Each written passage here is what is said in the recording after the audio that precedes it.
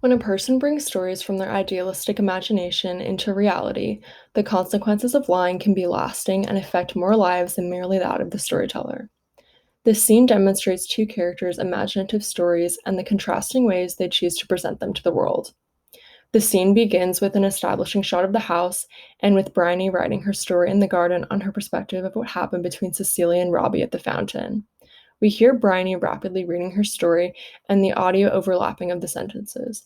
However, we cannot see her mouth moving, and because of how fast she is speaking, we can infer that the words we hear are her thoughts about the fountain scene being transcribed onto paper.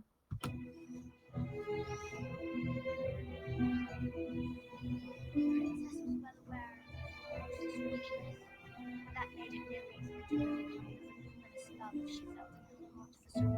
The princess knew instinctively that the one with red hair was not to be trusted as his young lord dived again and again into the depths of the lake in search of the enchanted chalice. Sir Romulus twirled his luxuriant moustache. Sir Romulus rode with his two companions northwards, drawing ever closer to an effulgent sea beneath them. So heroic in manner, he appeared so valiant in word, wiser. No one could ever guess that the dark lurking in the black heart of Sir Romulus Turnbull. He was the most dangerous man in the world. The scene transitions to Robbie as Bryony says the most dangerous man in the world, which is how she views Robbie after what she perceived happened at the fountain.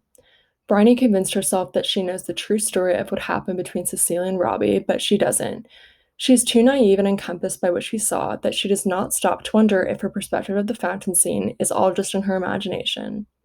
Bryony begins writing her story so quickly that she is spewing out whatever was in her imagination without understanding the potential consequences of bringing her imaginative story into the real world.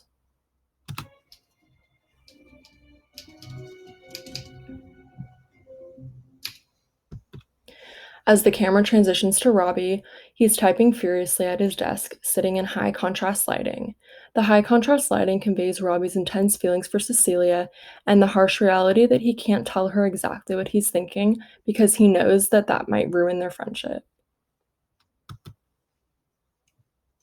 Dear Cecilia, I thought I should write to apologize for my clumsy and inconsiderate behavior.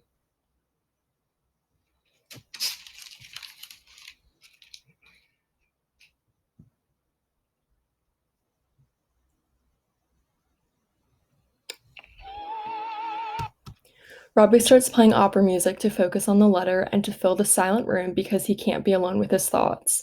As Robbie begins typing another letter, the scene cuts to Cecilia smoking a cigarette at her vanity. The use of soft diffused lighting and available lighting from the windows makes Cecilia look angelic, with light streams running across her face and a halo effect around her hair.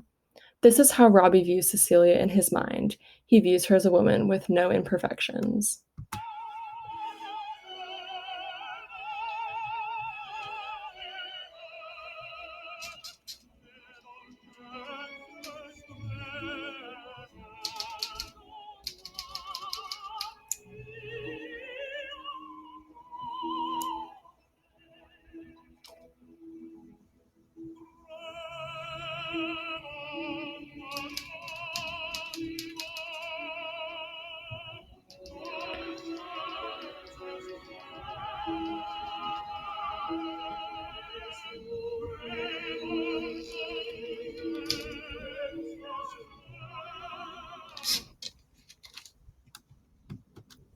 As we see Robbie crumple letter after letter, it is clear he understands he cannot bring his imaginative story of him and Cecilia's relationship into reality.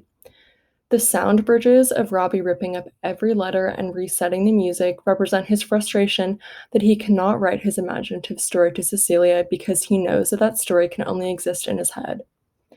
The sound bridges also represent the disconnect between Robbie's imagination and reality because he understands the consequences if those two stories were to ever exist together. Unlike Bryony, who does not put any thought into her story and convinces herself that her imagination and reality can coexist without any conflict. The consequences of Bryony's poor decision to incorporate her imagination into reality is what creates the main conflict in Atonement that tragically affects both Cecilia and Robbie.